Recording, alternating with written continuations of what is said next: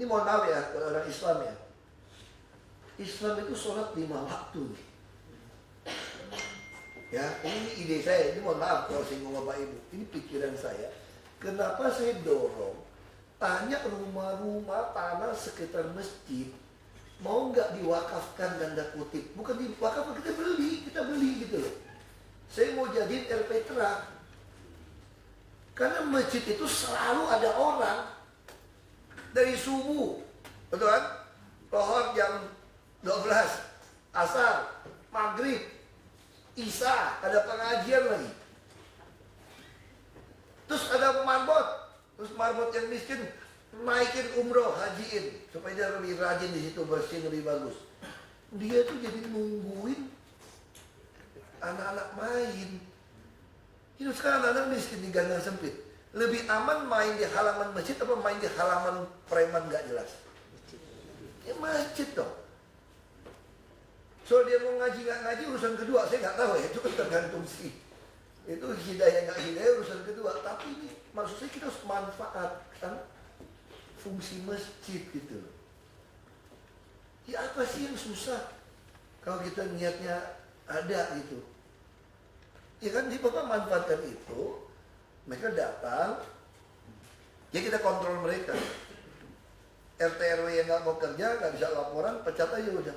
Ganti aja ibu-ibu PKK yang rajin di RPTRA, yang rajin di mana. Kan tapi juga ketua RT lingkungan untuk ngurusin gitu. Nah sekarang nggak ada. Masa sih orang nggak mau jual tanah samping masjid? Bukan jual tanah loh, rumah-rumah orang yang sempit-sempit beli aja bongkar. Bisa nggak kita tawar seperti itu? Bisa, pakai harga pasar. Pembelian seperti biasa, Pak. Masa saya mesti undang rewet? Kita undang rewet ini Pak Heru nih. Saya mau undang rewet apa datang sini kita bikin semacam seminar lah. Itu mau jual tanah kita, saya bingung gitu. Masa sih ada duit mau cari tanah, mau beli rumah nggak bisa. Pasangin wifi. Jadi kita bisa bikin tuh sama si marbotnya. Ada passwordnya tuh wifi. Ya nggak? Surat Al-Maidah 51. Jangan kata apa yang dipilih buat password? Kafir. Jadikan Nasrani, Yahudi jadi pemimpinmu. Jadi kita, nanti tuh ini anak-anak kan mulai ngerti gitu, baca gitu loh. Nah, jadi saya pikir harus taman apa. Nah terus jadi tolong Pak Wali, kalau lurahnya nggak ngerti membaca, ada preman nggak berani lapor ke kita, ini lurah tuh nggak usah jadi lurah. Jadi lurah itu fungsinya apa tuh? Pertama, estate manager. Saya udah ngajarin berkali-kali nih. Gimana kontrolnya estate manager? Lewat clue, laporan dari dorong sebanyak mungkin masyarakat mau pakai clue. Bisa contoh ya, salah satu bisa kerja dengan baik lurah tuh si lurah Susan itu. Dia keliling loh warga-warga Menteng itu dia ajarin pakai clue. Nah ini lurah top ini. Jadi kasih contoh ya, lurah Susan waktu itu ya. Terus dia urusin PKL, parkir liar. Wah dia udah kayak kepala preman yang kedua tuh, udah kayak Godfather nih. Bawa Pol PP, udah kayak bawa pasukan mana, dia sikat dia semua nih. Nah lurah harusnya seperti itu. Fungsi ketiga ya kayak itu malam-malam tuh, Bu RT. Harus seperti itu. Nah jadi RT RW diberdayakan, dia harus seperti Godfather, preman.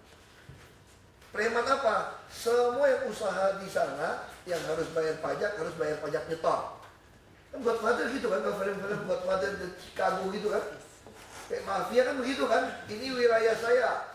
Nah kalau ini wilayah saya, Anda mau usaha semua, nyetor nggak?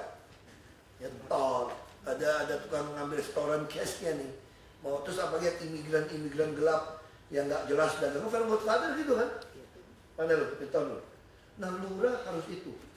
Semua hotel, restoran, hiburan, bayar pajaknya mesti cek. Nanti udah gampang, dinas pajak Pak Sekda, ini asisten harus kencang ini. Kerja ini awasin. Jadi nanti sistem pajak kita sederhana. Saya mau kurangin orang pajak. Nggak ada lagi kita datangin orang pajak, cek bayar berapa. Enggak. Ini dicatat ya, saya udah bicara sama orang pajak, asisten. Kita tahu nggak kira-kira sebuah hotel, restoran harus bayar pajak berapa? tahu. Kita kan udah ada penelitian ADB, kita punya data. Nah sekarang kita tentuin. Misalnya contoh, kayak restoran di Ancol, dia nggak pernah bayar yang pesta-pesta, banquet itu nggak pernah bayar dia. Nyogok orang kita. Jadi siapa bilang hasil pemecatan itu tidak bagus? Justru pecat-pecat itu bagus. Bahwa dipecat-pecat ganti orang baru. Bagus.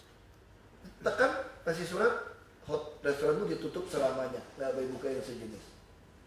Langsung keluar ke pajak banquet yang belum dia bayar. Tahu berapa? 520 juta lebih. Apa 31 bulan, gila nggak? Di Gambir terjadi, Pak. Di Gambir, di Jakarta terjadi karena orang baru-baru dan keluar. Ya, 1 bulan. Berarti bertahun-tahun dia nggak pernah bayar. Nah kenapa? Kita hitungan pajak itu gampangnya wali kota sih ngomong supaya wali kota mulai ngerti nih sistem-sistemnya. Anda kayak Godfather aja. Saya udah bilang berkali-kali. Saya bukan bercanda loh. Saya ini Godfather baru di Jakarta. Itu mau dagang apa sih? Gue Godfather yang baik hati. Godfather kan begitu kan? Itu nggak ada sakit dibaikin. Dia orang merasa hutang budi gitu kan? Kan gitu Godfather ya. Anakmu diurusin, sekolahin. Bila perlu mau baptis anak, mau yang baptisin, bapaknya dibunuh di luar gitu. Itu Godfather gitu. Tapi kita nih Godfather yang takut Tuhan. Kita Pancasilais nih Godfather nih, bukan ateis gitu loh. Nah itu jadi langsung lakukan itu. Kita kirim surat nih. Misalnya contoh satu hotel ya. Jadi Bapak Ibu bisa bayangin, kurang ajar banget nih. 1 bulan, dia nyolong 500 juta lebih. Ini bagi setengah sama orang pajak kita. Orang pajak ke Pak Sudin itu dapat 60%.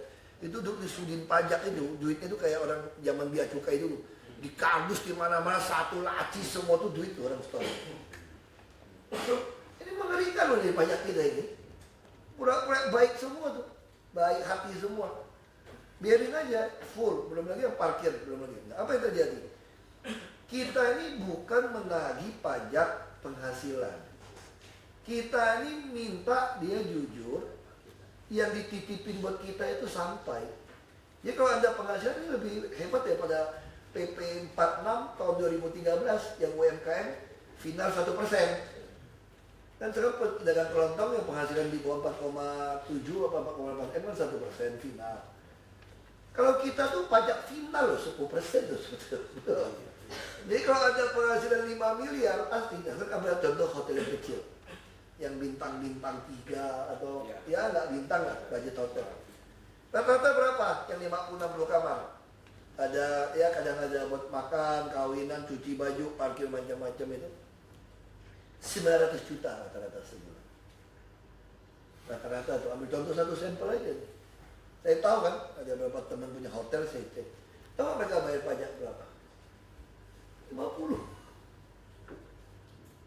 Berarti uang kita dicuri 40 juta. Nah sekarang ekonomi agak lesu. Berapa penghasilan mereka? 700 juta. Bayar pajaknya berapa? 30. Orang kita yang aturin. Jadi petugas pajak kita datang tuh yang ngajarin tuh nggak? Nah coba kalau dia bayar benar sekarang 70 juta. Ekonomi lesu, penghasilan kita malahan naik. Nah jadi ini lurah camat harus kontrol. Dari mana kontrolnya? Gampang. Kan nanti insentif kasih lurah camat tuh Pak. Ini nanti lurah camat gajinya bisa gede tuh. Sama wali, Pak. Hah? Wali juga ada. Iya.